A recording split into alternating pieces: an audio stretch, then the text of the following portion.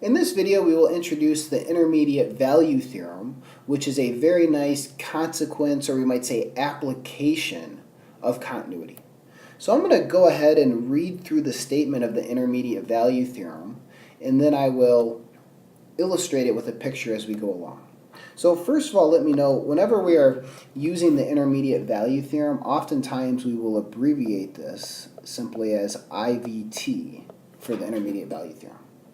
So the statement, let f be a function defined on the interval from a to b, and w any number between f of a and f of b. So I'm thinking of a function from a to b, and I'm going to just go ahead and pick my function value. So let's say we have our function value f of a, and let's say f of b. Now, I've arbitrarily picked f of a to be less than f of b, and I even have them both being positive, but that doesn't have to be the case. It's just convenient in terms of drawing a picture. Now the statement of our result, if f is continuous on a to b, so from an intuitive perspective, that means I can draw it without lifting up my pencil, then there will be at least one value c between a and b with f of c equals w. So w is any value we want between f of a and f of b. And if I now connect my 2 points with a continuous curve, without lifting up my pencil, there has to be some point where w is a function value. So trace back down, there is this value c, and we have f of c is equal to w. And the continuity is key here. If we didn't have the hypotheses that f is a continuous function, then this would not necessarily be true. But because of continuity, what this is telling us is the function will take on every value between f of a and f of b. So let's use the intermediate value theorem to show that the polynomial given here has a root in the interval from 1 to 2. So because we're going to use the intermediate value theorem, we are going to need the hypothesis that we have a continuous function, which for a polynomial is no problem. So what we have to do, though, is note this. The function f defined above is a polynomial, and because it's a polynomial, it is continuous everywhere. But in particular, it's continuous on the closed interval from 1 to 2. And how I want to apply the intermediate value theorem, and I'm going to go ahead and illustrate this with a graph. So we're thinking specifically here from 1 to 2. If I happen to know that my function value at 1 was negative, and my function value at 2 was positive, if I connect these 2 points with a smooth, continuous curve, no matter how hard I try not to, at somewhere in between, if I draw this curve without lifting up my pen, it's going to cross that x-axis. So we're going to apply the intermediate value theorem in terms of how we've illustrated in this bottom right corner. So let's note what the function values are. So hopefully one is positive and the other is negative. F of 1 is 4 minus 6 plus 3 minus 2, which is a negative number. F of 2 is 4 times 2 cubed minus 6 times 2 squared plus 3 times 2 minus 2, which is equal to 32 minus 24 plus 6 minus 2. And once again, I'm not particularly concerned with what number it is, but 32 is bigger than 24, 6 is bigger than 2, so it's positive. So it does fit this picture we've illustrated in the bottom right-hand corner. F of 1 is negative, and f of 2 is positive. That is to say, we're using w equals to 0. So since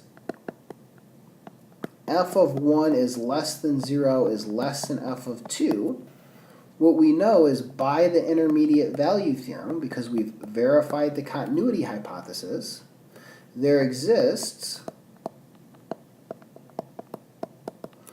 a c value in between 1 and 2 with f of c equal to 0. Now, one of the downsides of the intermediate value theorem is it doesn't tell us what the c value is. We just know there exists at least one such c, and that if one wanted to find it, they could then proceed to using different methods. So a very similar example, let's use the intermediate value theorem to show that the given function here has a root in the interval from 0 to pi. So the first thing we need to do before using the intermediate value theorem is note that the given function is continuous on the interval so that the hypotheses are satisfied. Well, x is a polynomial and continuous, cosine x is a trig function and hence continuous. So we could say that f is a difference of continuous functions